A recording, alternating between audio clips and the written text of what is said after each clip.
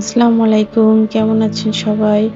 ভোরবেলা ঘুম থেকে উঠেই বেরিয়ে পড়েছি এই যে হোটেলের সামনে রোড ক্রস করে যাচ্ছিলাম বিচের দিকে। তখন প্রায় ৫টা ৩৩ বাজে। ফজরের নামাজ পড়েই বেরিয়ে গিয়েছি সূর্যোদয় দেখার জন্য। আর এই যে আমি রোশানকে কোলে করে নিয়ে হাঁটছিলাম। কেননা রোশানের চোখে ঘুম ঘুম ছিল, তো সে হাঁটতে চাচ্ছিল না। তো আমি কোলে করে নিয়ে যাচ্ছিলাম। এখন অনেকটা চারদিকে অন্ধকার অন্ধকার ছিল। যেহেতু সূর্যের আলো এখনো ভালো করে হয়নি। তো এই যে যেতে যেতেই বিচের একটু আগে দেখলাম দূর থেকে যে জেলেরা মাছ ধরে উপরে উঠিয়ে নিয়ে আসছে। তো আমি একটু কাছে এগিয়ে গেলাম। এগিয়ে গিয়ে দেখছিলাম এটা ছিল হচ্ছে সুরি ফিশগুলো আছে ওইটার ছোটগুলি।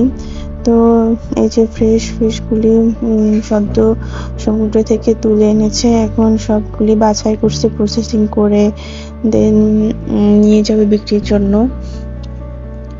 আর এই যে আমি হাঁটাহাঁটি করে আসছিলাম, তো হঠাৎ করে রোশনের বাবা বালুর মধ্যে ফুল দেখতে পেয়ে তো তুলে নিল। পাহাড়ি ফুল এগুলো মেবি।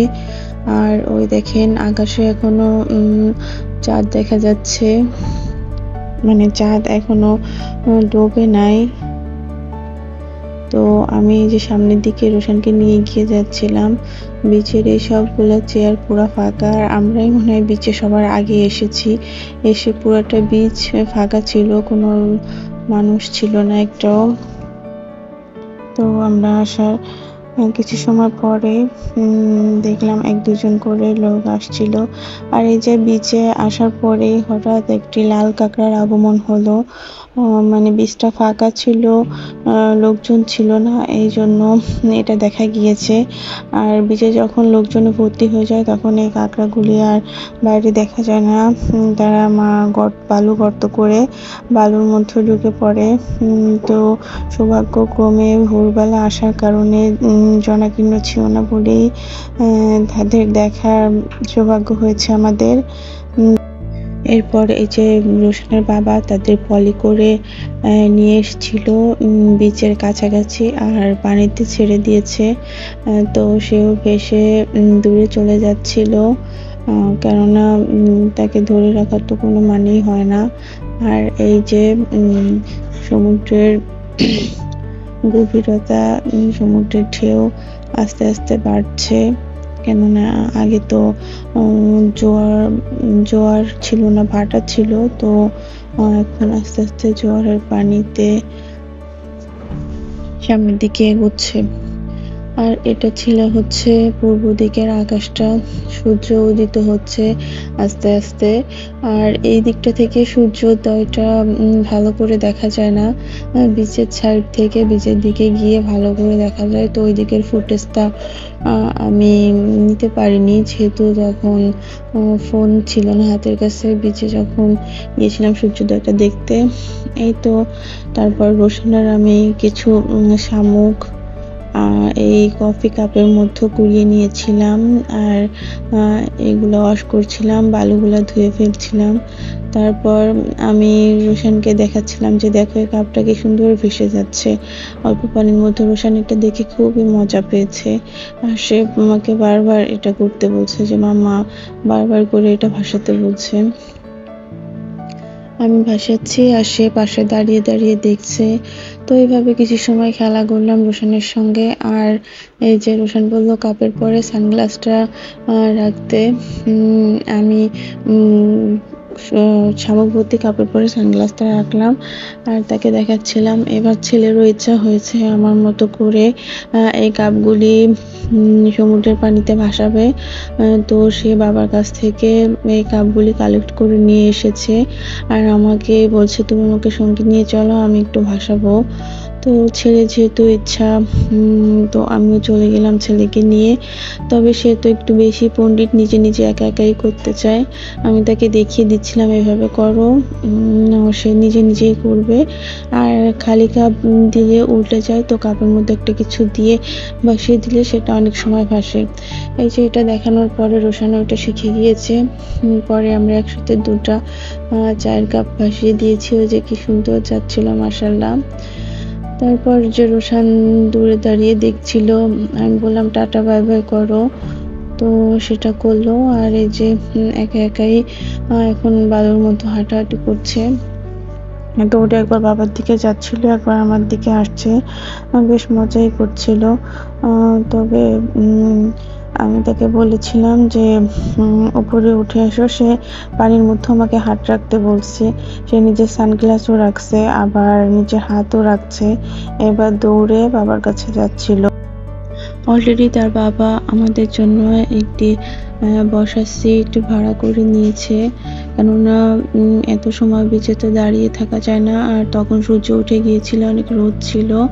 তো রোশানের একটু ঠান্ডা ঠান্ডা লাগছিল, যেহেতু একটু কুয়াশা ছিল চারদিকটা, আর একটু মেঘলা মেঘলাও ছিল। তারপর মেঘ কেটে গিয়ে সূর্য উঠেছে, এই জন্য রোশানকে একটা শাল দিয়ে আমি একটু মুড়ে দিয়েছিলাম, যেহেতু তার শর্ট ড্রেস পরা ছিল। তো শালটা পরে মাশাআল্লাহ রোশানকে কিউটি লাগছিল। আর সে বাবার কোলে উঠে একটু বিচে হাঁটাহাঁটি করছিল, বিচের সকালে সৌন্দর্যটা উপভোগ করছিল। আর এরপরে যে নিজেই বালুর মতো নেমে হাঁটাহাঁটি করছিল, আর আমাকে বলছিল যে এদিকে দৌড়ে আসো। আমি একটু দূরে গিয়েছিলাম বিচের সূর্যোদয় দেখতে, তো সে আমাকে ডাকছিল বারবার যে মাম্মা আমার কাছে আসো, কেননা আমি একটু বিচের সাইডে গেলে, দূরে গেলে সে একটু ভয় পেয়ে যায়, যে সমুদ্রের ঢেউ, যে সে যেহেতু ভয় পায়, যে এই জন্য আমাকে বারবার কাছে ডাকে যে যদি এবার পানিতে তলিয়ে যায়। মাশাআল্লাহ অনেক চিন্তা বাচ্চাটার আমাকে নিয়ে। আর এটা হচ্ছে ভোরবেলার বিচের ভিউ।